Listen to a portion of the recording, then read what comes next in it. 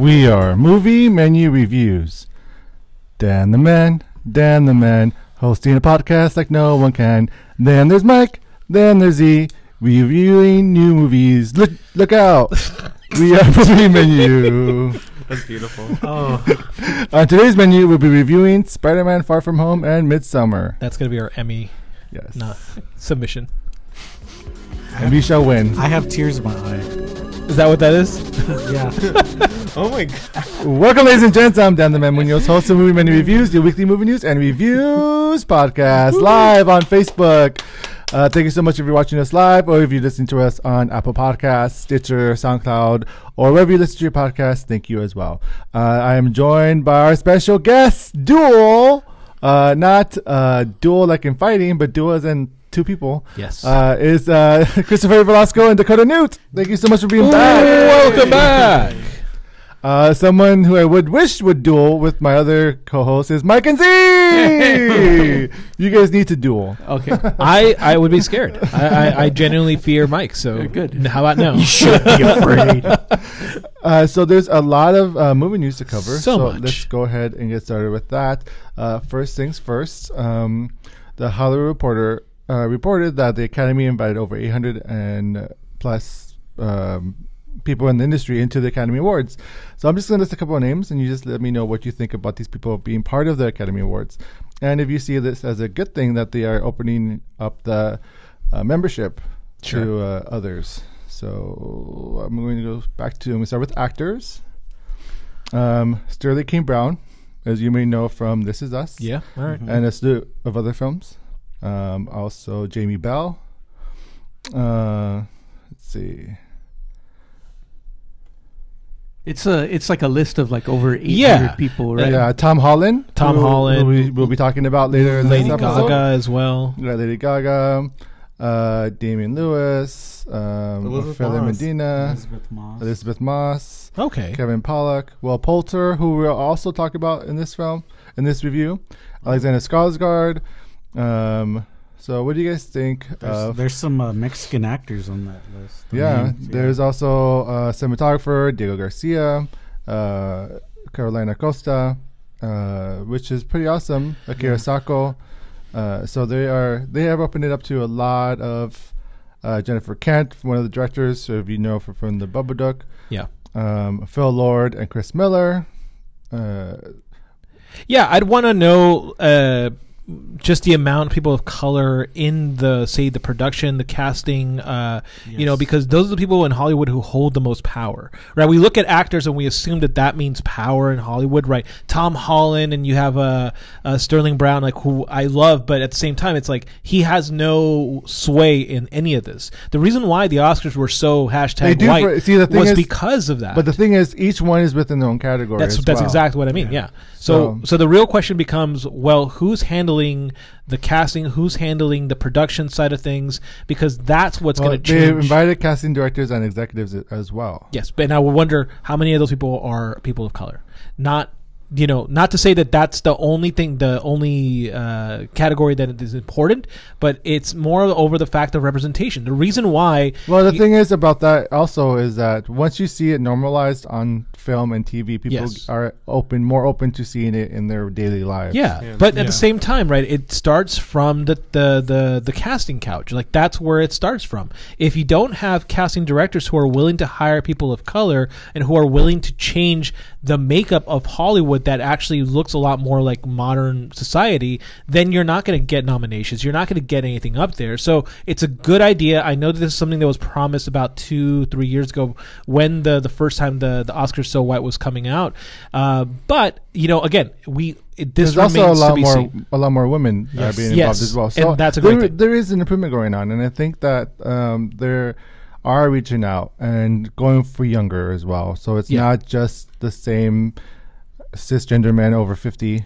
Well, I'm also curious to see how many people are also in the LGBTQA representation too. No, absolutely. Yeah, because Tom Holland. It's Tom Holland. It's Hollywood. I'm just kidding. So on that note, let's talk about another movie news story that came out this week, and that was that Disney cast Halle Bailey as Ariel, as well as Melissa McCarthy as Ursula. Yeah. Awkwafina and Jacob Tremblay will be casting it as well. Right. What do you guys think about the casting of Holly Bailey? Well, and the rest of everyone before else? we get to the whole drama, my first question is who? Who is she? Should I know her? Has she been in anything super big? Who needs to? No. But I think know someone who was Tom Holland when he became Spider-Man. He was an actor who was singing and dancing on stage. We knew who he was. That you knew? I don't think you knew that. He came out. He came out. You hate musicals. You hate. I'm sure you had no idea who Tom Holland was. No. But I'm genuinely curious. Before we get to the hate that is brought on by racism, I am actually genuinely. She's a musician. She's a singer with her sister. Okay. Okay. And they also act. And they've acted before. Okay, great. That's what my first question is, because I really in the same way and in the same way with Tom Holland, the same way with the actor that they cast for the Joker, like all these things, like I was like, who are these actors? Let's judge before we judge them on any of their physical descriptions. Are they talented?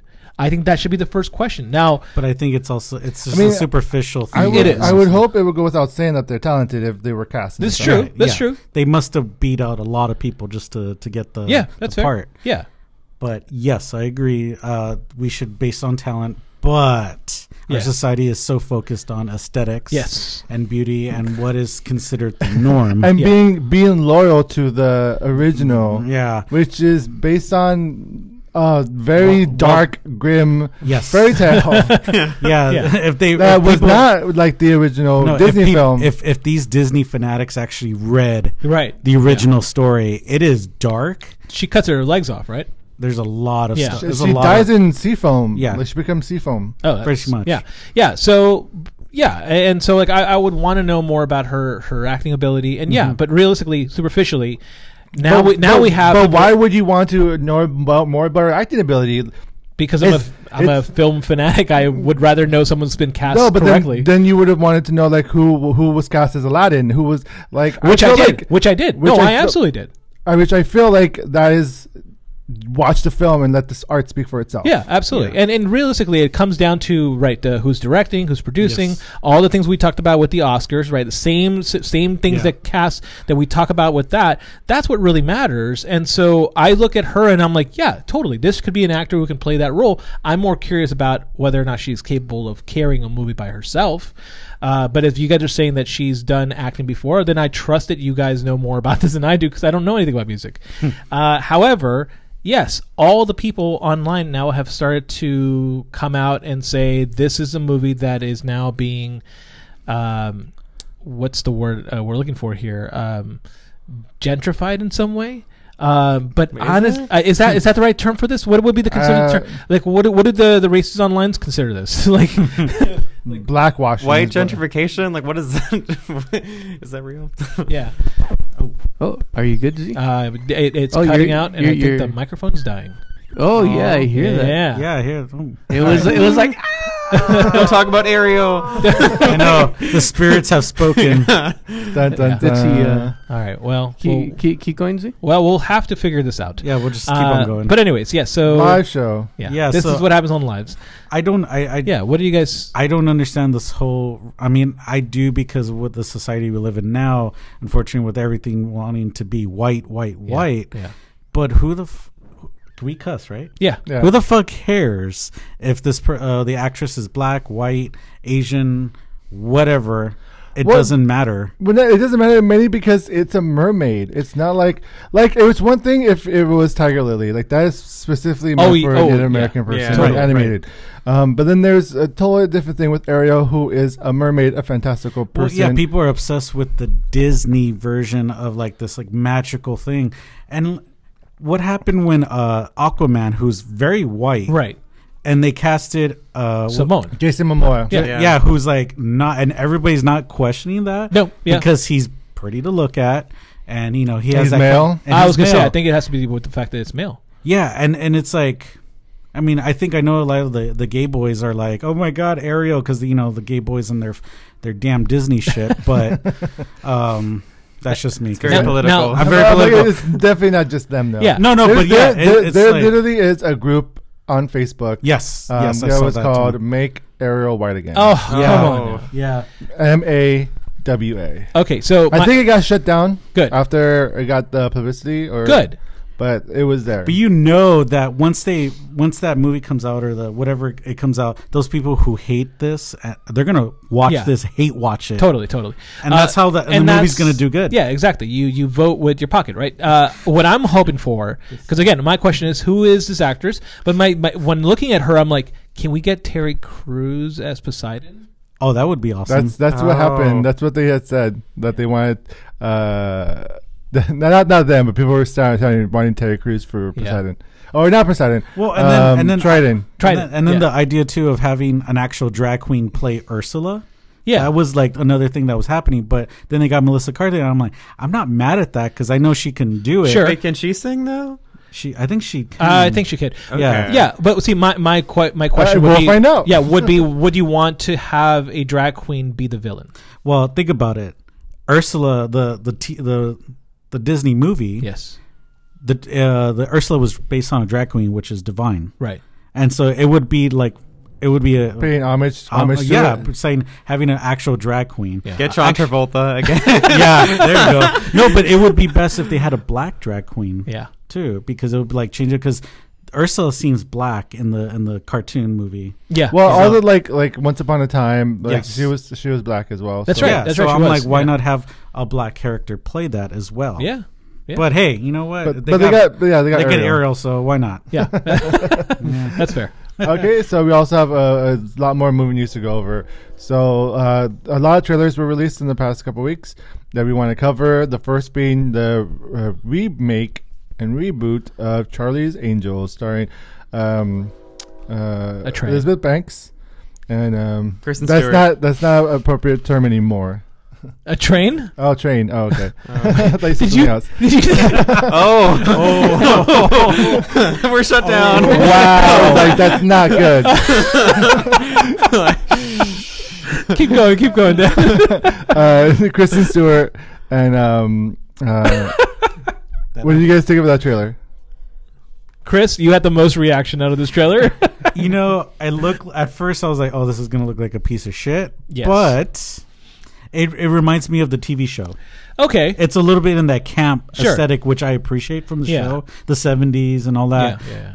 And I like Elizabeth Banks. I do, yeah. And I think whatever she does, it's just gonna be fun. So I think she's paying homage to like the campiness of the 70s of the original TV show, not like, which I appreciate the two movies that came out. Those were before. still camp though. Those were camp. Yeah, but they knew they were the camp. effects were bad. Yeah. And they were like after the Matrix, and then all Yeah, this. so it was. And this one is more grounded, more like realistic. I I guess. see. Yeah, and it also reminds Yeah. me of the Pamela Anderson TV show that she was a spy. Oh, I forgot what those VIP. called. Oh, VIP. That's which right. I appreciated because it was on like on Saturday nights, like at 2 a.m. when you couldn't sleep.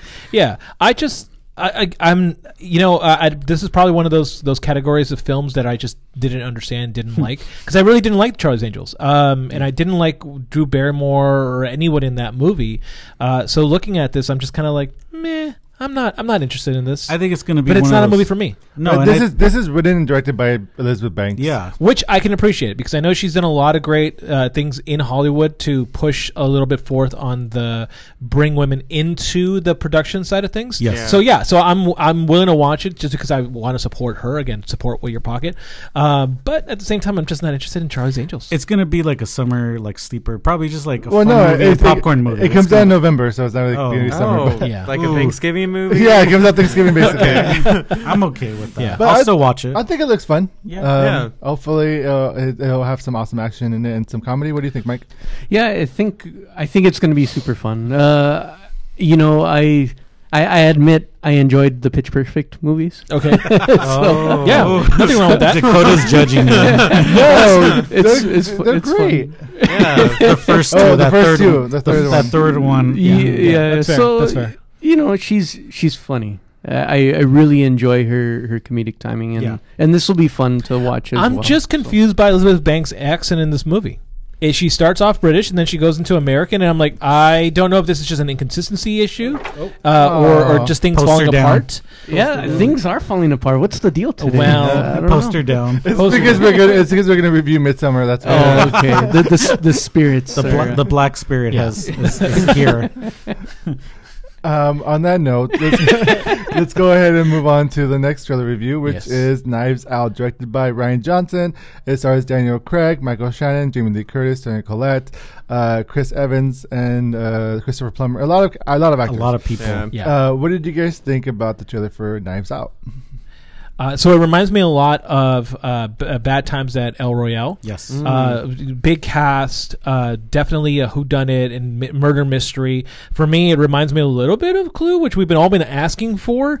We've all been asking for a Clue movie, and I'm just happy to see Chris Evans like ham it Being up. a dick? Yeah. Yes. He's being himself. What? Okay. No, he's not. He's This a is really not another teen movie acting. yeah. but it's seeing him act out of his character range. Yeah. Oh. And I'm out. We lost Z for a second. Yeah, I'm completely. The Z's back. Okay, this is going to be a really So- confusing. Yeah. So go just a tiny bit further back from your mic, Z. That's Okay, it. yeah. But anyway, so yeah, I'm just looking forward to seeing Chris Evans do something different, and you have Daniel Craig in there playing another Southern character. So let's go with it. And Jamie Lee Curtis is not playing. What's her name again? Laurie Strode? Yeah. Well, I mean, it kind of looked like she was playing Laurie Strode. You know? Yes. And I love whodunit movies. I am excited for this film. I know there's a lot of controversy with Ryan Johnson. I was going to say the next thing is Ryan Johnson because Ryan Johnson's written and directed. But you know this. what? Like I love Brick. I was gonna say, I yes. love Looper. Yeah. And Looper, I yes. enjoyed the last Jedi. Yeah, I did too. But so I'm excited for this film. Yeah. When does it come? I think Thanksgiving as well. This is Yeah. also Thanksgiving. Yes. Ooh, okay. Mike, did you look forward to this film? Are you Yeah, looking forward to I really loved the very first Clue. I know this is a vague association to it. it's gonna hopefully the cast is huge. Hopefully it'll be more fulfilling than it was at the El Royale. Okay. I'm sorry, the full title escapes me. The Bad Times Bad at El Times. Royale. Definitely. I was going to say Battle Royale. Battle Royale. That was better. Yeah. Okay, let's move on to the next review, which is Jumanji: The Next Level. It is a sequel to the original. It's the third movie. Technically, the second movie in the trilogy. Yes. Okay. Okay. Starring Dwayne The Rock Johnson, Kevin Hart, and Karen Gillan, Jack Black, and apparently like Danny DeVito, And- Danny Glover. Yeah. So what do you guys think of this new addition to the Jumanji verse? I'll watch it. Yeah, sign me up. I feel like that they gave us a sequel that none of us wanted, Yes. and by doing something new with it, we were given this little gem. And so I think that doing a follow-up, now will it be as good as the original? Probably not, but you know what? I'm willing to kind of go on the journey because you got the addition of Danny DeVito and Donald Glover. Danny Glover. Sorry, the other that's the wrong Donald Glover. But yeah, so I'm really excited to kind of see what they can do with these characters because it does open it up, right? This is RPG in a nutshell, and it does kind of open it up for anyone to take on The Rock and Karen Gillian's roles. So I think that's gonna be fun.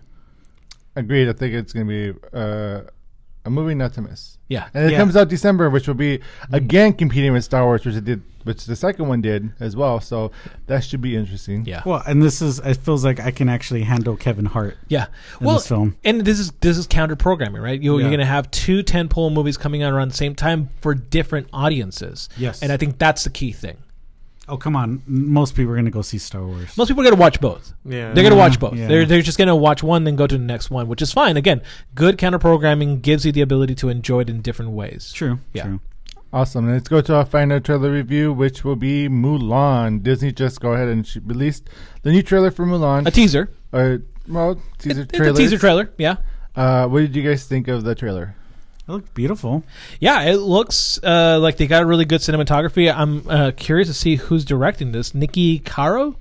and seeing what she's done in the past, because she's doing a great job from what it looks like just on the first teaser shots. Oh gosh, she did a Whale Rider. Oh, there you go. Yeah. Oh. Yeah, so she's McFarlane USA. Like she's Oh got, my God. she got street cred. That's okay. exactly what I want to Done. look. Yeah, exactly. That's exactly what you want to see when you're looking at a director. Do they have street cred? Yes, perfect. I'm interested in watching this movie. I'm glad they moved away from the white actors. Oh, thank Yeah. God. For those Scarlett Johansson volunteered. No, she didn't. She didn't. For those who didn't know, they were initially going to make this a white person's journey into China. They have since gotten rid of that story plot and actually just decided to go straight with it. Now, they did remove the dragon, which I'm a little upset about. Yeah. There's apparently going to be no musical aspects to it. Yeah, thank God. so it's going to be more of a straight up Crouching Tiger, Hidden Dragon style movie. You know what? Which- It almost reminds me of Memoirs of a Geisha. Kind of that style. Which I'm okay with. Yeah. I think that I would be interested, right? Because it's like we've gotten Aladdin, we're about to see Lion King, and they're still geared towards those younger audiences. Yes. This looks like it's not, and I'm actually curious to find out what they can do with this. Yeah, same here. Let's see where they go. It's released next year, so hopefully they don't fuck it up. One can hope. Yeah, well. Okay, on that note, let's go ahead and head over to our movie reviews. First up will be Midsommar. Movie menu. Or as someone I heard over an interview called it, Midsommar. That's how I was going to pronounce it. Yeah.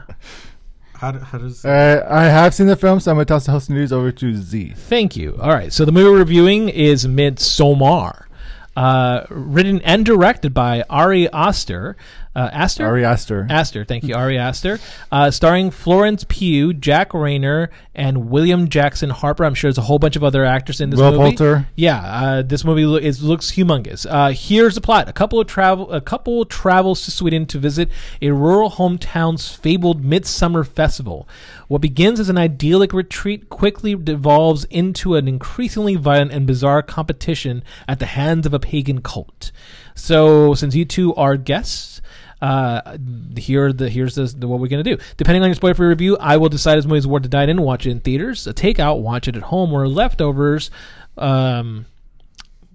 Cannibalize yourself. That's not a thing, but sure. No, it's not. Well, we'll talk more about. But also, cannibalism. you say spoiler free, but there will be a spoiler section. Yes, as well. I was going to mention there will be a spoiler section at the very end. We'll announce it when it happens. Now, whoever wins will earn a point. Whoever has the most points at the end of the season will develop a segment. Except because you are the guests, you guys have the ability to gain it. We, as the old foggies, do not. So you guys can come back and host your own segment once you've achieved 10 points. If not, if you choose to do something else with the 10 points, that's entirely up to Dan because he's going to be paying for the stuff. It's under with Z's wallet. Damn it! And Chris, you've had the opportunity to have your own segment, so you already know how it Yes. feels. So make sure to want to do your second segment, Great. or Yes. Dakota your first. So, as I've said before, I have not watched this film, so let's keep it clean. Also, I should say I'm not a big fan of the director, so this should be fun. All right, rate this film, Chris. Oh, I get to go first? Yes. Damn. Well, we'll go inside out. Oh, go watch it in the theater. So dine in for you. Dine in. All right, Dakota. Also dine in. Yeah. Okay, Dan. Definitely a dine-in. Okay, and Mike. I'm gonna go takeout. Thank you. Oh. Thank you, because I wanted to hear. It's 3 against 1. Well, That's okay. except I'm the host, so technically you're all facing off with me. All right, No, guys. so this film. Yes, okay. tell me. No, tell me. So this film, it's not as much like Hereditary, which you didn't like. Right. This movie actually is like creepily vibrant. It's it's in the sun. There's no nighttime. Basically, they're a part of Sweden where the days are pretty much like 21 hours in the day. Cool. So it's very vast. It's nuts and it's very open, but yet you feel less privacy because everything. But that's already when you're there. So the story that leads up to when we get there is very disturbing. It's a very disturbing story, and they use really cool effects that really would be beneficial if you saw it in the big screen. Oh, okay. Such as, like, can you give me an example of something? Not in this. I don't know. There's like psychedelic stuff that goes It's, on. it's psychedelic. It's very surreal. Surreal. Okay, Yes. cool. They do some interesting camera angles in this film Yeah, as the well. cinematography is Opening was is beautiful. amazing. Yeah, and Yeah. and the editing is definitely way more stylized than Hereditary. Hereditary. That's what I've heard is that, Yes. that the editing is something that really kind of comes to life in this film. It's like an art within itself. yeah. Yeah. Okay. yeah. And I feel going off of that, it's a little tighter than Hereditary. Okay. I felt like the pacing, even though it That's was interesting. That, yeah. that's what I felt. And I mean, there's little parts that we can get into later that is, it's like there's like, but I felt I enjoyed this a lot more than Hereditary, Okay. even though I also enjoyed Hereditary as well. Okay. See, I enjoyed Hereditary up until like the end. You're right. Yes, me and the Dan end. are probably as close to each other's perspective on this. Yeah, no, I feel the same way about Yeah. the ending in Hereditary. And though this film, again, I will say the ending wasn't as like you expected, like something like, but it's something like. No, Okay. I felt satisfied in this ending. Okay. I did. Right. I wanted a little bit more in the ending of this film, but I still thought the film overall was an experience to have and to share with someone. I would honestly recommend not to watch this by yourself. No. Oh, okay. I would recommend. Which Why I would know you my- say that? Why would you I did see it by myself. Yeah, so so I'm not- I ended up going, like, I was supposed to go by myself, but then I kind of begged some friends to go with me. Okay. And because the watching this film is an experience, and it's something that you need to talk about right after Yes. after watching it, just to Okay. be like, what the fuck did I just go through, and then have like a therapy session. So with friends. a shared trauma. Yes. Yeah, Yeah. I mean, Dakota and I saw it together, and was we were beautiful. both like, yeah. You were happy to have somebody to talk to about this? Yeah. Okay. all right. I just internalized. it all. Yeah. Yeah, that's fair. So tell me a little bit of the plot. We have the main character, Danny, played by Florence Pugh, who from again part of the reviews that I've read have talked about a family ordeal that happens at the opening of the movie. Yeah, That she goes through a tragic incident. similar or dissimilar to Hereditary. Hereditary had a Dissimilar. really horrific. different, but similar, but different. Okay. That was a toned down version. Oh, okay. So there's nobody's head being removed. No. Okay, good. That's helpful.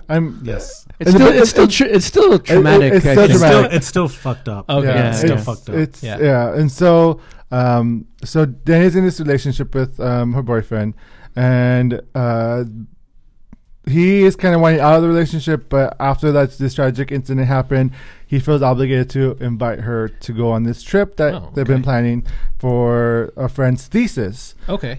So Does that feel real at all, like that relationship? It sounds real, right? Like things like that happen. oh yeah, no, and it's like, and her, for her sake, it's like she's like going through this tragic thing, and her boyfriend is kind of a douche, and like he says something, or I forget what it was, but then they talk about going on the trip, and she had no idea about it, and he makes her apologize to him. He makes. Yes. Oh, okay. Yes. like Yes. he's like I don't want to fight, and so in that, like, she's been through so much that she just doesn't want to be alone, and so she's like willing to bend over backwards to make sure he's pleased. Yeah. Yes. So you do end up hating this character? Yes. I Yeah, do. I I do. do. Yeah. Yes, Yes. the boyfriend, yes. Yeah. Okay. I don't care what Dan says. No, we all, even in the theater when we saw it, everybody was cheering when, yeah. Yes. Well, and if whoever knows horror, I know where that leads to. Yes.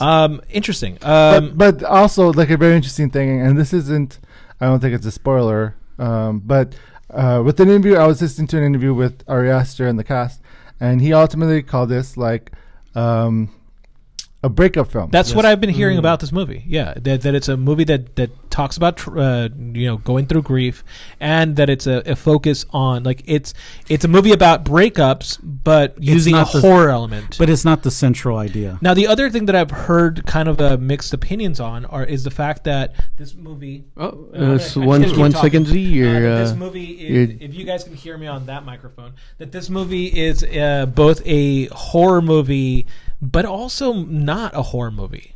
It's not really It's not a horror movie. film. Okay. I mean, It's a horror film. Yeah. it's a horror film. I mean, they would call it "quote unquote" existential or intellectual horror. Yeah. It would be like a psychological. It's psychological. it follows all like the witch horror film tropes. Yeah, You it's know, it's just- very visually pleasing, and but they're not the traditional like horror that we like, the killer and all that. It's just Well, it's not a slasher film for it's sure. not a slasher Yeah, film. which- And it's actually, I will say this, because Rigo's asking, does this movie have any devil stuff? And I will say there's actually no real supernatural element to this film. Oh, no. okay. Oh, it's totally about that. It's grounded. It's very grounded. Wait. Sorry, I'm getting different. You're saying that it's totally about that, and you're saying that it's not. No, in the sense like, in Hereditary when Yes. Toni We find Collette it, speaks to her daughter. Yeah. There's nothing like that in this film. Oh. There's faith, there's religion, there's beliefs that's going on, and Okay. whatnot. I'm not gonna say what. Yeah. But in the sense, you don't see like any supernatural thing in this film. No It's payment. all drugs or whatnot. It's all like psychedelic stuff that you But see. it's also mind control. yeah. Curious. Okay, Yes, that's yes. interesting. All right. So I guess the other thing would be for me to understand. Does this movie play on metaphors really well? Like one of the things that we love about horror is that it does focus on metaphors. It doesn't directly talk about its subject matter. It goes Oh, This movie is all metaphors. Yes. It's nothing but metaphors. It's from the first beginning, like for the first shot. But the great thing about Till the this, end. that's awesome about this film, there's so much to watch in this film that you will miss stuff, and I would actually recommend to like watch it twice. Yes. Just because there's paintings on the walls of where they go in that Okay. you should pay attention to. There's like people talking in the foreground and then things happening in the background that you will miss because you're listening to people, and then you realize, oh man, there's stuff going on in the background.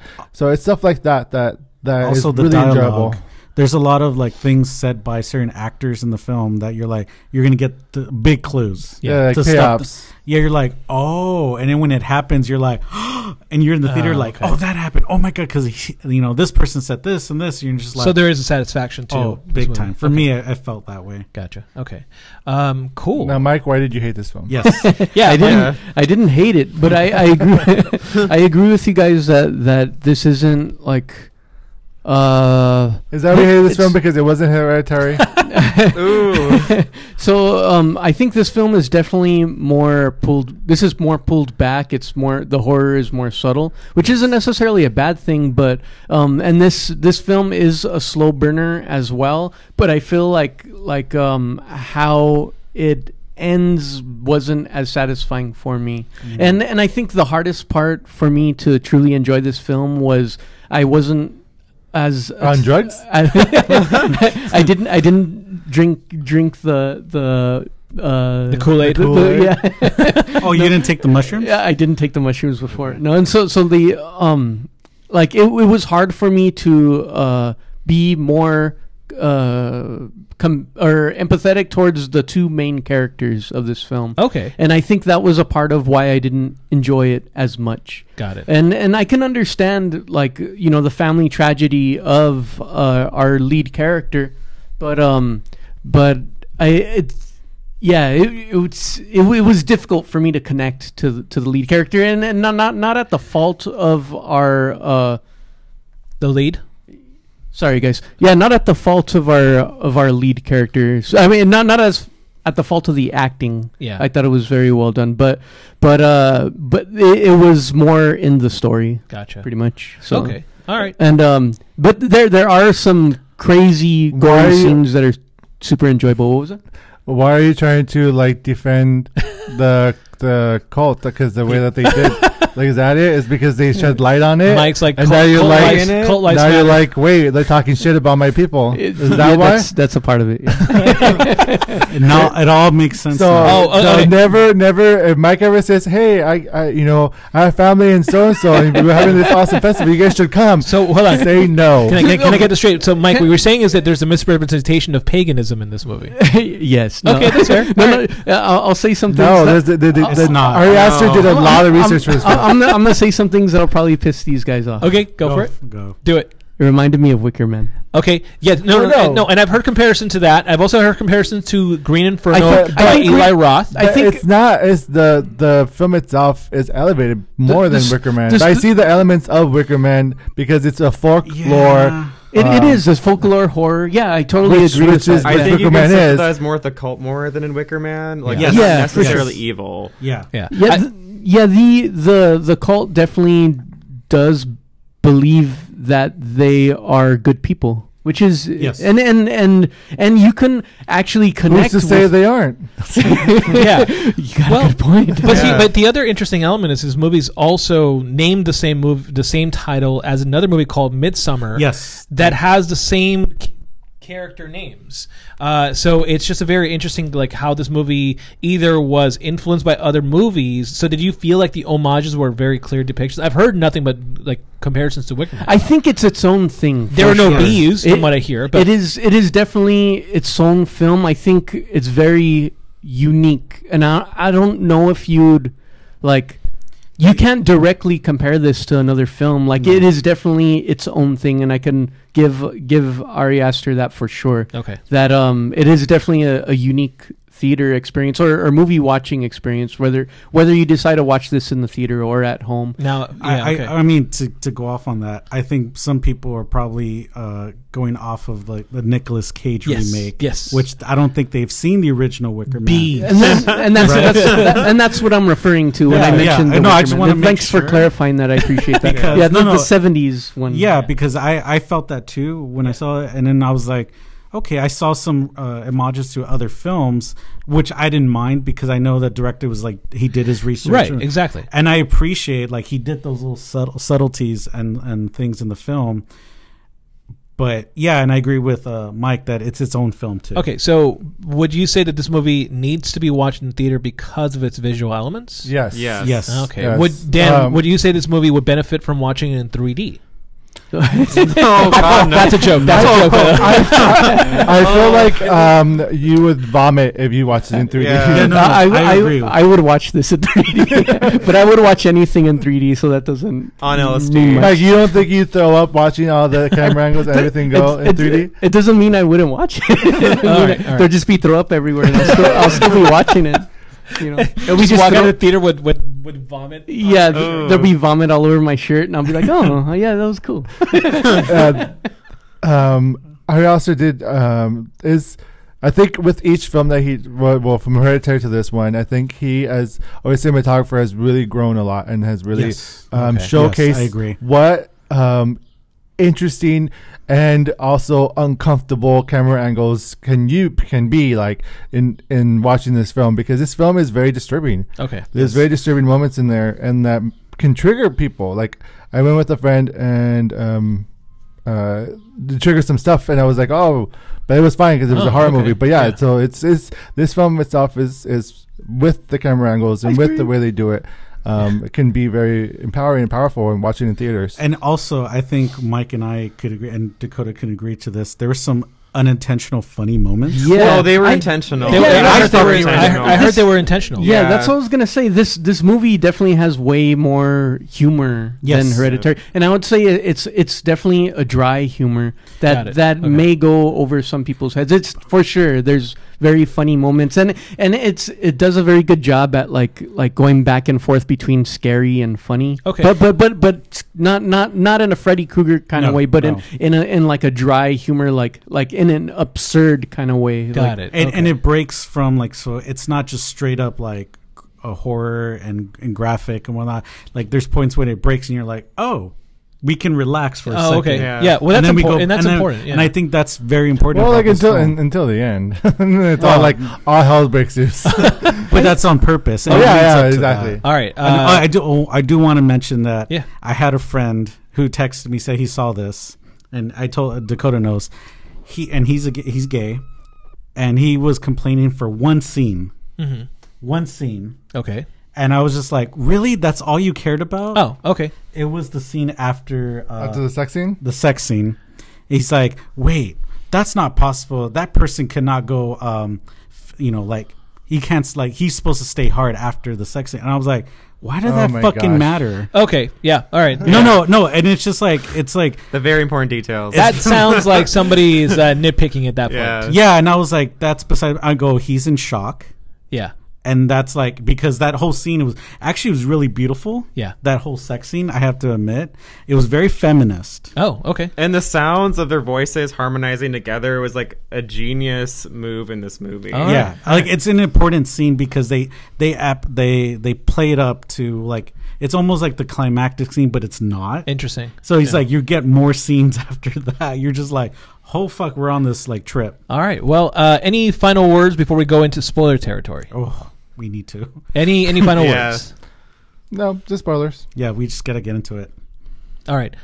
Great. So I'm going to say that this movie is worth a dine in. Wow. Watch it in theaters. Ooh. Hold on. Are you okay? I am okay. Is it the donut friend I brought? It is. Not sponsored by Donut Friend. It's our dying mic. It's our that's, dying mic. That's what it is. which we will fix shortly. Well, and with that being said, I'm going to step out of the review to let you guys spoil the hell out of this movie because this mic sucks. Okay. Thank you, Mike. Go for it. I'm sorry. He did it on purpose.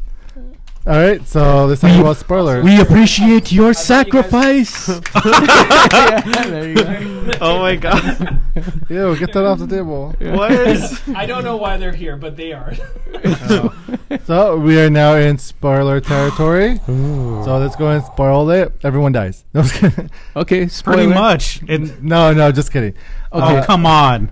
Okay, how can we spoil this? Let's see. Oh yeah, you get to see. So the thing about this, So let's talk about the opening. Oh, go on. as you know, I was gonna say, like, I felt like in this film, you know what was coming, but Yeah. but I don't think they meant. It wasn't expected, but to be fair, the reason why I didn't like Hereditary is because I knew where it was going because it reminded me of Paranormal Activity, the Okay. third film. Oh, okay. So Yes. that was expected already too for me Oh, in okay. Hereditary, which is, and this one I guess I had already had that mindset that okay, but I like that the fact that he's not trying to be like. It wasn't trying to shock or surprise or you. like M. Night Shyamalan. He's just like, here's a story.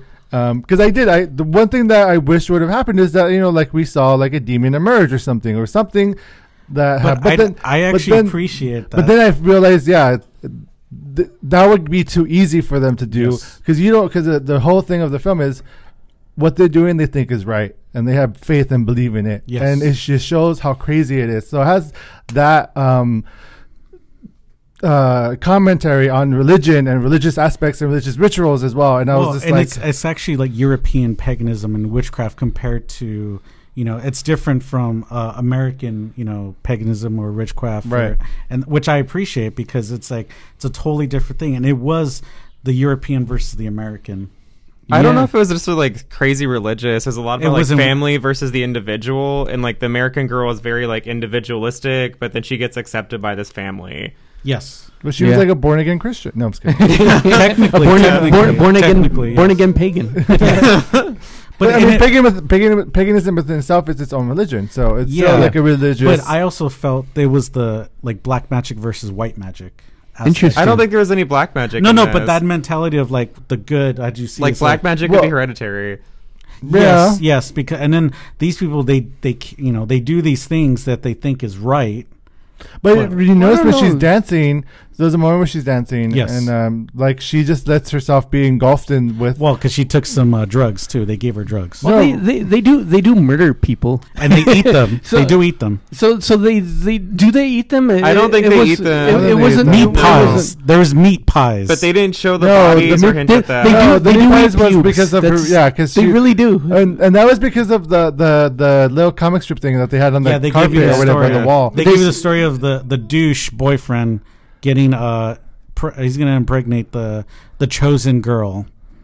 Yeah, Which I thought that whole like arc I loved him eating the pube. And, like, Yeah, there's a he pube. really does eat pubes. And, yeah, it's in and like a and But he that's- drinks but that's- her blood. but He that's drinks the her way- blood, menstrual blood. Yeah. yeah. in a That's drink. But that that's does the happen. way they get that they believe what they can hypnotize the man to fall in love with them. Yes. and then Yes. be ready for because yeah. I mean, and then it was interesting too is when he goes in to meet with the elders, and she's like the elder woman saying, "Oh, you have been chosen to have sex with my," I think it was daughter, right? That's I forgot. Yeah, I don't remember. I Yeah, remember. They all seem like family. yeah, Yeah. they It's a lot of The roles inbreeding. blur. It's use, inbreeding. they use those terms very loosely, like Yeah. brothers, fathers. They don't really inbreed a lot, daughters. though. They only do it for that one child. For the oracle. The rest of them, they The get the oracle. outsiders. Yeah, and he was chosen, this outsider, which is the douche boyfriend. He gets chosen to. And then she's chosen as well. Yeah, she Yeah. is chosen. It's very the, obvious. The May Queen. The May Queen.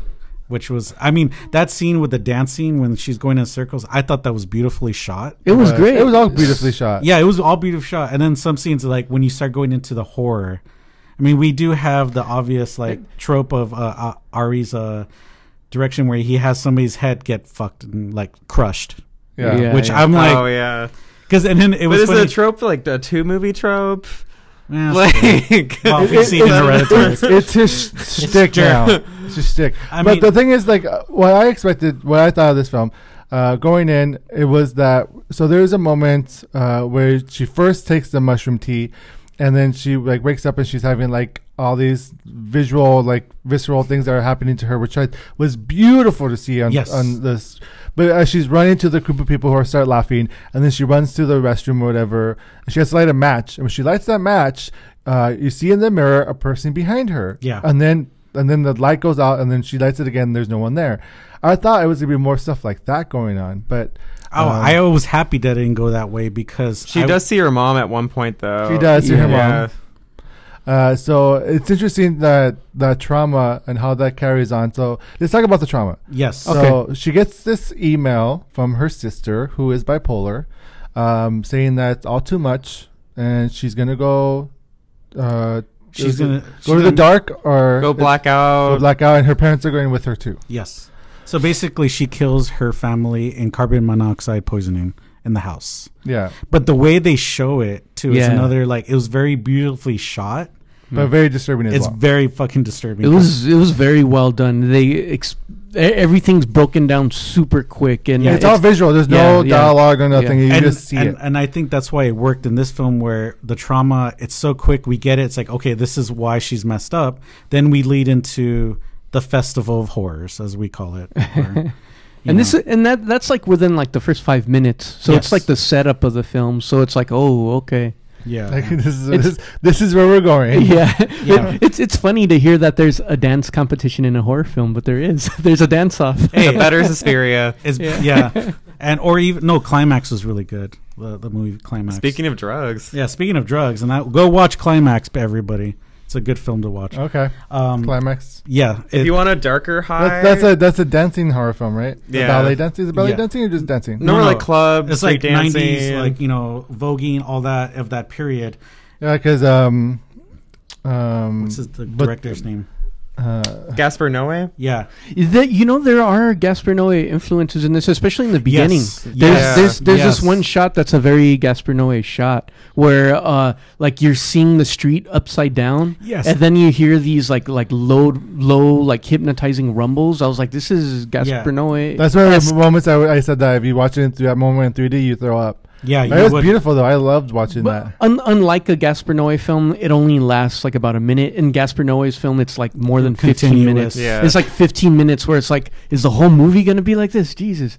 But So- yeah, it's. I mean, again, this film is beautifully shot. Mhm. The horror is really subtle, and then it's like it's Clue where it's. I mean, not Clue. It's even when the first death scene of the elders when they throw themselves off.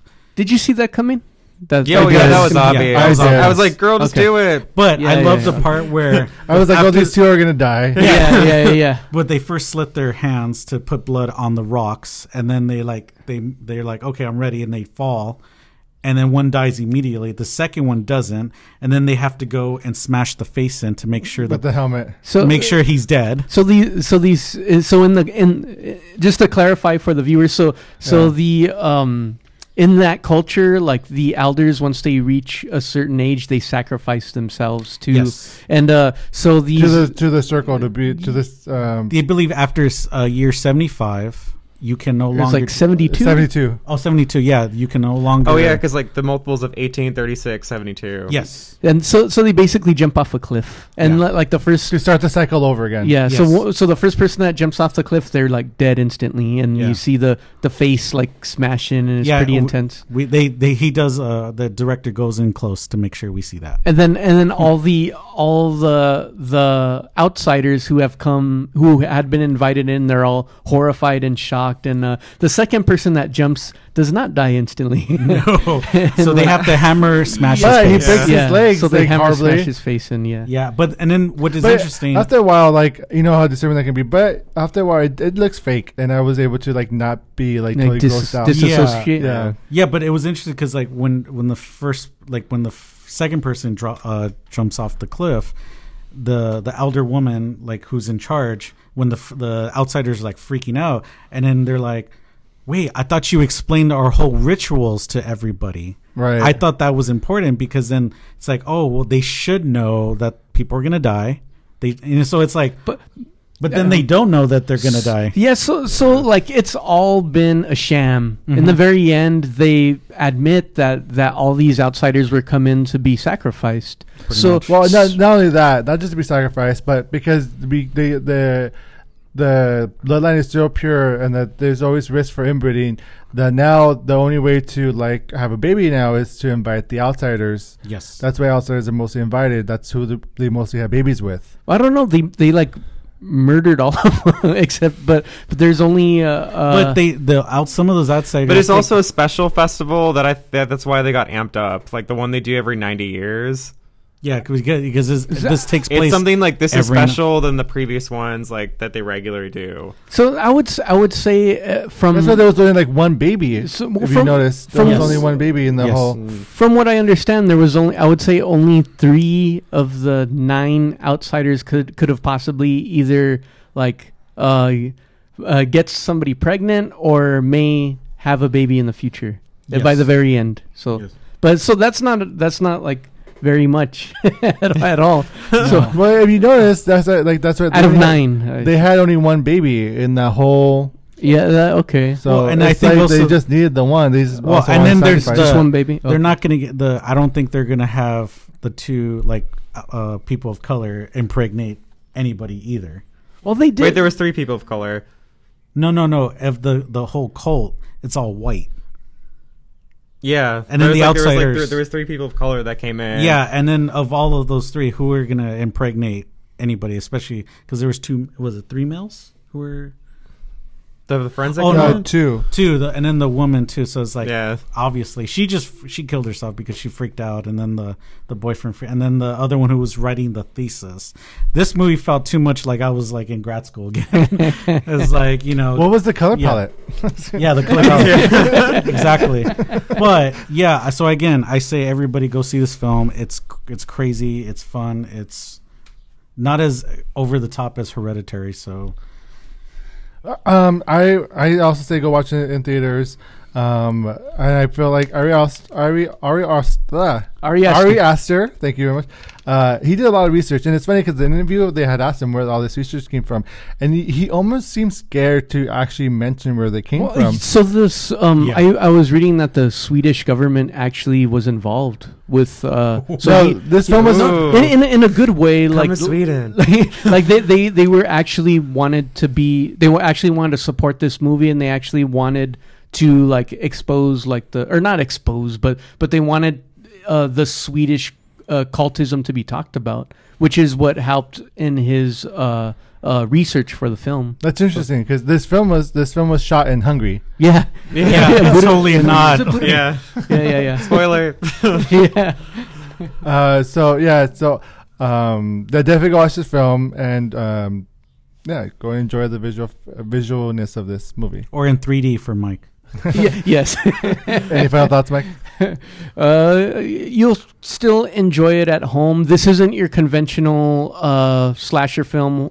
This is definitely like an art house horror film. If that is not interesting to you, then you can wait and watch it at home. But if you liked Hereditary and you like The Witch and you like these like slow burn films, then you may or may not enjoy it in theaters. I would go with what these guys suggested, which would be to watch it with somebody. I watched it alone. Maybe that affected my theater experience. I don't know.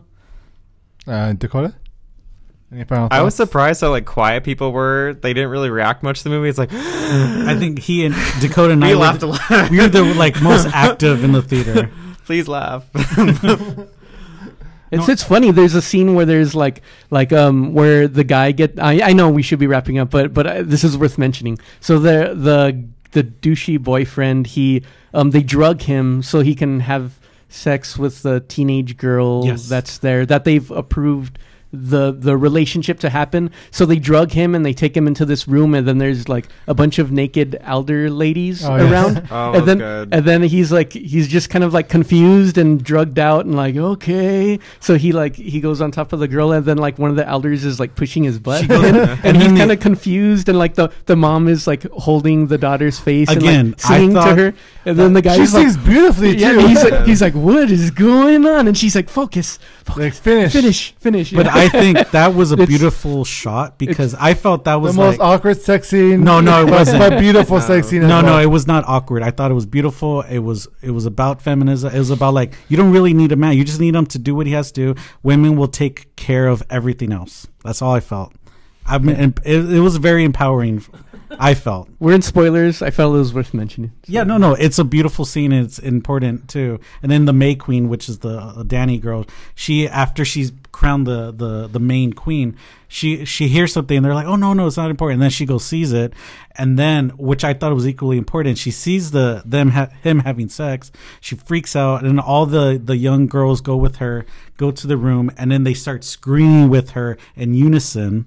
Like they're sharing her pain, and then they're vibrating along with her, and then the earth is vibrating. Again, that was also equally important. I think that was just an earthquake, Chris. No, that too. But no, I thought that was like, because they were sharing her pain. I think she was finally releasing her trauma. So yeah, good point. Yeah. I agree. So yeah, like Z mentioned, this is a dine-in for Midsommar. Rigo, you should have taken him. I should have, Rigo. I'm sorry. Yes, yes, go with him. Let's move on to the next movie review. Movie menu. So the next film we are reviewing is Spider-Man Far From Home. Directed by John Watts, written by Chris McKenna and Eric Summers, based on the characters by Stan Lee and Steve Ditko. Here's the plot. Following the events of the Avengers Endgame, Spider-Man must step up to take on new threats in the world that has changed forever. Starring Tom Holland, Samuel Jackson, Jake Gyllenhaal, Zendaya, Jacob Batalon, John Favreau, and Marissa Tomei. All right, guys. I have seen this film, so I'm going to toss the hosting duties over to Mike. Hey, I have not seen this film. Party. All right. So, depending on our spoiler-free at first, and then we'll go into spoilers. Mike will decide this movie is worth the dining watch in theaters, take out ready to watch it at home, or leftovers. Shoot a web in your face. That sounds wrong. It does sound wrong. Tom Holland would do it. Or do it all over my face. Or go to the multiverse and never exist again. Okay. Okay. Let's start. He just got that. Yeah. And you guys already know about the point system, blah, blah, blah, you know. Okay, Mike? All right. Dakota, how do you rate this film? Dine in, watch it in theaters? Dine in. Okay. Chris? Dine in. All right, Dan? Dine in as well. Okay. All right. I guess it's a dine in. The review is over. So I know this is from director John Watts, which was the same director for Homecoming, if I'm not mistaken, right? Correct. So was this very similar in tone to Homecoming? Yeah, it has it has like a National Lampoon's European Vacation. Yes. It's like there's like hilarity moments like as they're like in foreign land. Is there a Chevy Chase character? There's a cameo. Really? No. you sold me. Your face lit up. Acting skills at work. That was good, Dan. But it does have like it still has the 80s vibe to it as well as that Homecoming. So you're saying they go to Wally World is basically okay. Oh my god! They do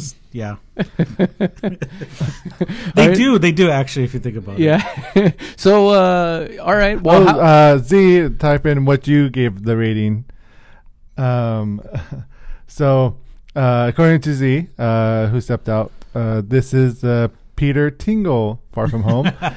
He would say it's like Captain Marvel for him.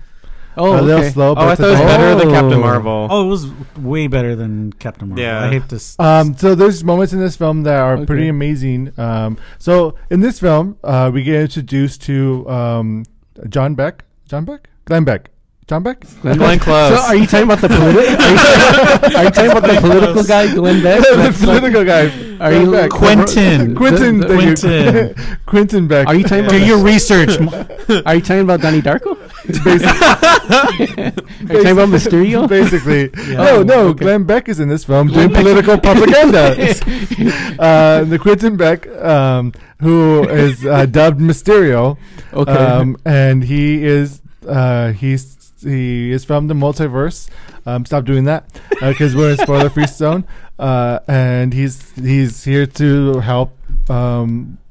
Something. The Earth. Okay. From He's these here to elemental creatures that have basically destroyed his homeworld from where he was from. Okay, so they come from another. Another Place. another multiverse. Oh, Another universe. okay. And the universe he came from, his planet got destroyed by these elementals that have now jumped over into this universe and is trying to do the same thing and eat up the Earth's core, because these are elemental monsters, beings who want to destroy.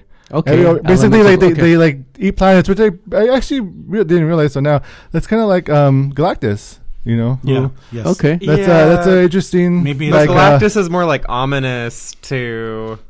These don't really have like a face or a personality. no, They're just like but fire, but earth. the thing of it being like eating Earth's core. Are the elementals more like the monsters in like Suicide Squad? Where No, it's They be like a Harry Potter monster. They're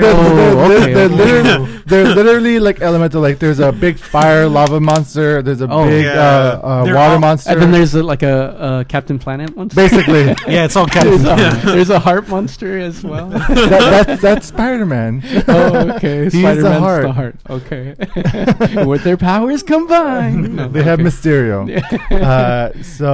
Again, they do a really good job in the film. They do like a tribute and they explain where they are now, where Oh, okay. In the timeline, you mean? in the timeline. Okay, got you. Of after Endgame. Okay. You know, all the students disappeared. They call it the blip, and The now blip. 5 years later, they are back in school, but their school is making them do the year again, even though they did half of a year before they disappeared. Oh. Now they have to do the whole Yeah. year, the whole senior year Come again. on, or whatever. logic. Oh, okay. It's because they need a couple more Spider-Man movies, right? Exactly. Yeah. Okay, gotcha. But they do a funny. It's like an intro video that they do. It's Oh, like okay. those high school news, like here hard hitting news. Oh, dun, dun, dun. that's funny. It's Okay. hilarious. It's really funny the way they do that. All right. They're gonna go on a European trip and Okay. National Lampoon European and Vacation. basically go national. Okay. Lampoon. Okay. Peter Parker wants to admit that he's in love with MJ, played by Zendaya, Okay. and this it's like a love story. How is that between Peter Parker and MJ? Awkward. It's when nerds collide. Is it like good awkward or bad awkward or like? Oh, it's cute awkward. Yeah. It's because they're both nerds. Oh, okay. So And it's- it I don't works. think like he's the one. Like, okay, she's the one he's interested in. I feel like they tease different things more than MJ. oh, okay. So there's like Yeah. other love interests as well. No, but like okay, Peter Parker has more chemistry with like even the other leads. Okay. So in reality, like the chemistry is just not there between the actors. I feel like I'm calling this out. Oh Call my it god. That's Yeah. why we're here is to call it out. he has more chemistry with his best friend. Got you. Okay. Or Mysterio. Yeah, Yeah, that was. this movie felt like it was a porn waiting to happen. Or Iron Man. I thought that was cute. No, I was just wanting what's his name, Jake Gyllenhaal and Tom Holland to just start making out. 'Cause that's where I felt like it was leading to. Save the world. You know, so sorry. Jake Gyllenhaal was single, or Quentin Beck was single. You mean Glenn Beck? Yeah, Glenn Beck. I'm sure he's single. So how was Jake Gyllenhaal in this movie? He was actually really good. And, Really? and was No. he? No. Yes. Okay, Mysterio is one of my favorite characters of the Rogues Gallery of Spider-Man, and I felt like Jake Gyllenhaal captured his essence, I guess, or his persona really well from the comics. Oh, Mysterio. Yes. Okay. Yeah, but I felt like Jake Gyllenhaal, the actor, was trying a little too hard. Trying a little too hard. He tried a little too hard for this character. How was he? So he was just like overacting. Not overacting. I don't think he was acting like enough. Like it could have been a campier role. I felt he could have went a little more character based. Because like if you think of like supervillains and comic book and all these universes, some are a little spoiler free. He's a superhero in this universe. Really, people. Sorry, there's no spoiler. It's just if you don't know the comics. Could I read that comment, or is that? Z saying Gyllenhaal was one step lower than Nightcrawler. That's true. That's true. It's true. I really enjoy Nightcrawler, so that's why that makes me more interested in seeing. Yeah, you're right. You're absolutely right. Okay. Let's just go ahead and go into spoilers. All right. Spoiler boards up. Oh yeah, put it on. Boards up. All right, so we are from this point forward. If you are listening on Facebook, we are about to go into spoilers. If you're listening to us on Apple Podcast, Stitcher, or SoundCloud, we are going to spoiler territory. If you read the comics or watch the cartoon from the 90s, you're gonna get. Yeah. So Mysterio is a big fat liar. Okay. Gotcha. He is not from the multiverse. He actually used to work for Tony Stark, and it's a cool drawback that they do because if you saw Captain America. Is it Winter? One of those. One of those. Winter Soldier. No.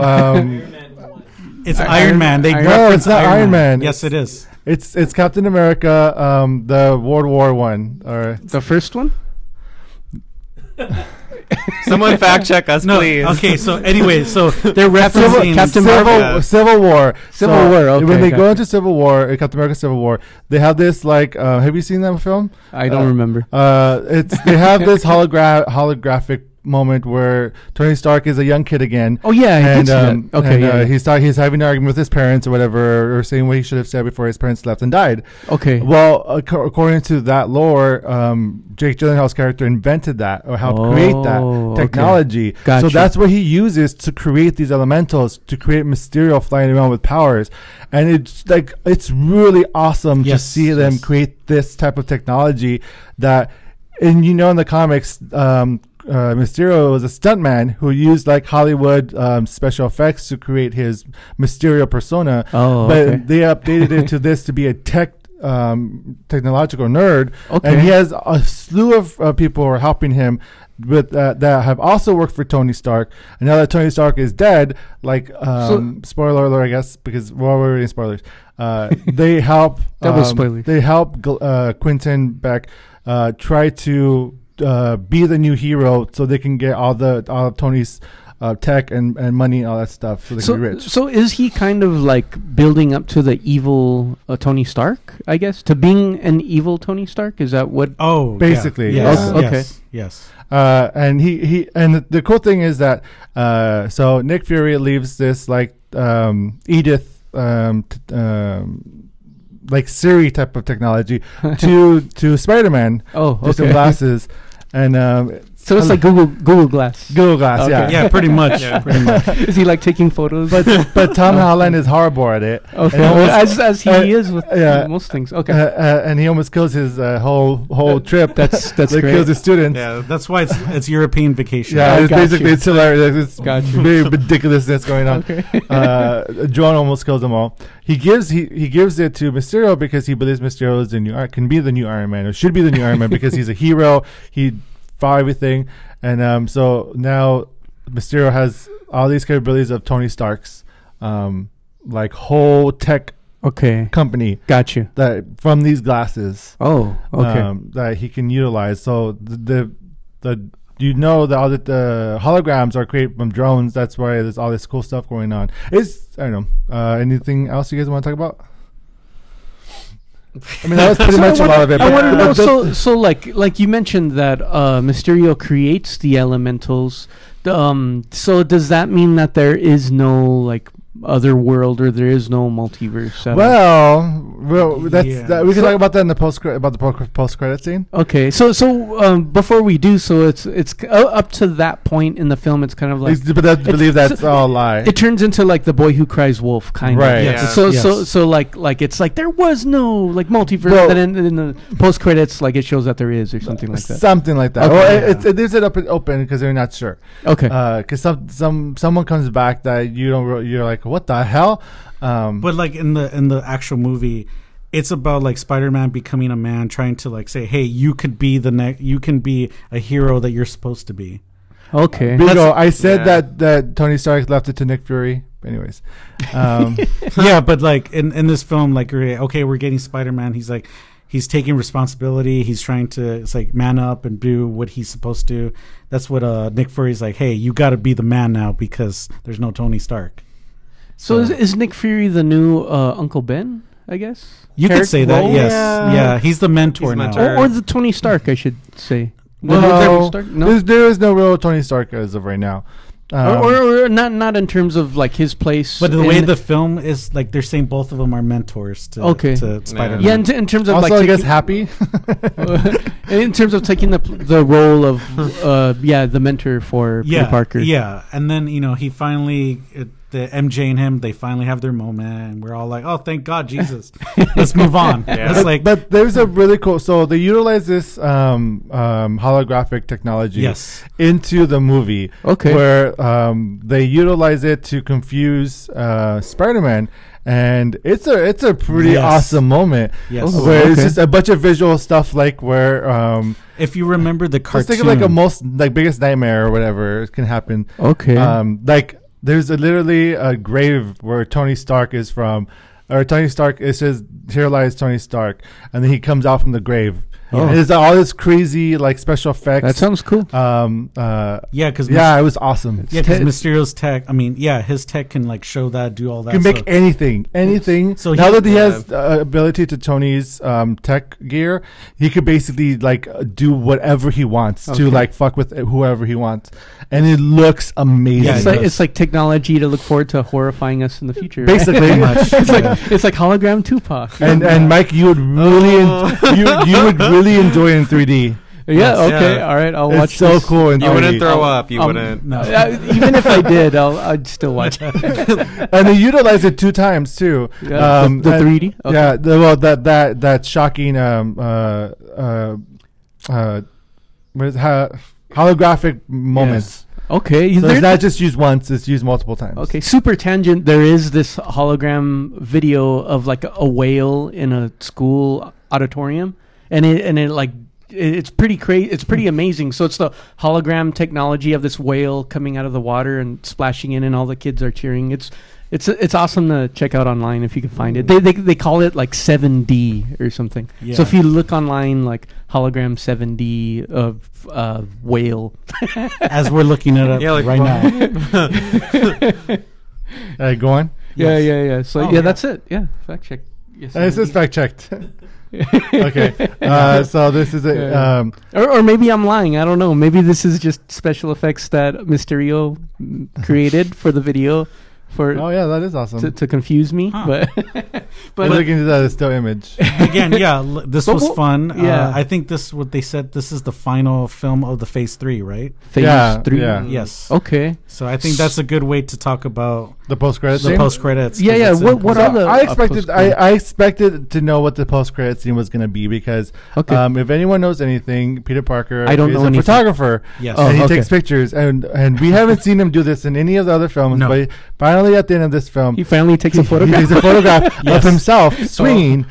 Which is that's how he would make money at the Daily Bugle. Oh, yeah, He yeah. would take the best pictures of Spider-Man, Yeah, and that's 'cause how that- yeah. J. Jonah Jameson would pay him. Like, begrudgingly would pay him, and that's what the Daily Bugle would put like menace to society or whatever, because they would have a great image of Spider-Man. Got it. So I was like, okay, I wonder if we're gonna see J. Jonah Jameson or the Daily Bugle or something because he's taking pictures of himself. Got it. They had this funny thing with MJ at the end of the film. You know how in the first Spider-Man when Mary Jane, he's swinging and it looks like all romantic and beautiful and stuff. In the original Sam Raimi Spider-Man, you know how there's like sunset going. So in this film, they go like realistically what it would look like if you were being swung through. That's funny. So he's swinging MJ and she's like screaming and like she's terrified and she's like her hair is everywhere. And it's like really funny, like funny. Like a realistic way of someone being swung through the city of Spider-Man. That's great. And so that sounds very fun. At the end of the film, so Spider-Man basically like kills, or not kills, but Mysterio dies. Who knows? Yeah, who knows? Yeah, because it's very implied. It is implied. It's okay. Dies, quote unquote. But yeah, who knows? So you see a breaking report, like this is huge, like screen outside of a building saying breaking news: Spider-Man kills Quentin Beck with Mysterio, and there's a footage where there's showing Jake Gyllenhaal saying like, "Oh, Spider-Man took over. Like he's trying to kill me. I don't know why. Like, watch out. He's a menace. He's like if I die it's because of him or whatever." Okay. And then the news anchor says, "We got this footage from the Daily Bugle, from J. Jonah Jameson." And then we see J.K. Simmons come on screen. Oh, okay. Who is from the original Spider-Man film. Interesting. Okay. But he looks different. Oh. So you're like, wait a minute. Okay. Was like the Sam Raimi version part of the multiverse? And then the other, like, are they trying to make those like different universes of Spider-Man? And this one is a Spider-Man that's different? I see. Got you. So I was like, wait a minute. Yeah. Interesting. Okay. I'm sorry, go ahead. No. Because we didn't see J. Jonah Jameson in the Amazing Spider-Man universe. No. We just saw like a blip of like an email from him. Okay. This is now the second iteration of J. Jonah Jameson, and it's the same actor playing it. Got you. Okay. Which it could be nothing. It could just be just like he just likes to play J. Jonah Jameson. Who knows? No. They're setting it up, of course. But that's pretty awesome. Like, that is like cool. It'd be great if we see Tobey Maguire and Andrew Garfield in a future movie. That's what Tom Holland has said. He said multiple things. He said first he wanted like a movie with all the original, like the two, Tobey Maguire and Andrew Garfield, and like they all come in. But and also Tom Holland has said that he wants Spider-Man to be gay, which I'm Andrew Garfield would have been down for that too. Oh yeah, they both play gay easily, if you know what I mean. Wink, wink. Yeah, Tobey Maguire. No, he's just vegan. I don't know if that's gonna do anything. Whatever. But then also there's a final post-credit scene. Yes. And you find out that that it wasn't Nick Fury or also Maria Hill, which we never really mentioned in the review, but we should. But Maria Hill also plays a part. But it wasn't really Maria Hill or Nick Fury this whole time. Oh. They were Skrulls. Oh. Skrulls from Captain Marvel. From Captain Marvel. Yeah. Interesting. Now it's because they're taking a vacation break. It's not like this whole time it's been them, but for this film, which is funny because I did notice Nick Fury being different, being a little more aggressive than normal. Yeah. And I was like, man, what the hell's wrong with Nick Fury? Now I realized it was so they're just like stand-ins for fun. Yeah. Because Nick Fury's on vacation. Yeah. That's funny. They're trying to like be the people in charge, but they're taking it overboard and stuff. I see. That's funny. So it made sense at the end of the film. But that also there's a question like, oh, so the Skrulls are back on Earth. Okay. So what does that mean? Is there going to be a secret invasion? Who knows? There's so much open-ended that they can do with Phase 4. Well, where it ended with Captain Marvel, the Skrulls were good, right? Mm-hmm. So but again, there's multiple Skrulls out there. I see. So it's just open-ended. Yeah. Okay. Yeah. All right. and basically, J. Jonah Jameson was a Glenn Beck type of character. Okay. And he says the Secret Invasion is implied to be part of the Kree. From the Kree. Yes. Okay. The Kree. All right, you guys got. I think I've heard enough. You guys got any final words for the film? Go watch it in theaters. Watch it in 3D. It was fun. Yeah, it was fun. It was a fun popcorn flick. Yeah. Better than Men in Black. Okay. Or even the Dead Don't Die. Yeah, for sure. What's that song? Oh, it's a great song. It's called "The Dead Don't Die." Yeah. Oh, you didn't get the script? I only got the part of the scenes where I'm with you. Oh. Okay, on that note, Mike, what's the rating? I'm not going to tell you because if I tell you, you're going to take the hosting duties. I'm holding it. Okay, it's a dine-in. Yeah, it's a dine-in. Go ahead and watch it in theaters. Watch it in 3D if you can. Here's the hosting duties. I'm taking it back. And thank you, Z, for your sacrifice. Your Midsommar sacrifice, which happens every 90 years. So it's bound to happen. We dressed Z. No, Z's dressed up as the bear. Yeah, now. yeah. We put him in a real bear suit, and we lit the house on fire, and he's burning in the house. Yeah, That's you're protecting us from the black beast. Yeah, that's that is what they call it. In the thank you. Yes, thank you, Z. Thank you, Mike. And thank you, Christopher Velasco and Dakota Noot. Thank you so much, guys, for being here. And I'm Dan the Man Muñoz. Thank you so much for watching us live on Facebook, or if you're listening to us on Apple Podcasts, Stitcher, SoundCloud, or wherever you listen to your podcast. Thank you so much. We appreciate it. Please subscribe, rate and review, comment, and also share with your friends. Visit us at moviemenupodcast.com. Check out our YouTube channel. Follow us on social media, Facebook, Instagram, Twitter. We are everywhere, so you can't miss us. Until next time, thank you guys, and goodbye. 2, See you later. 3, 4. Skip it.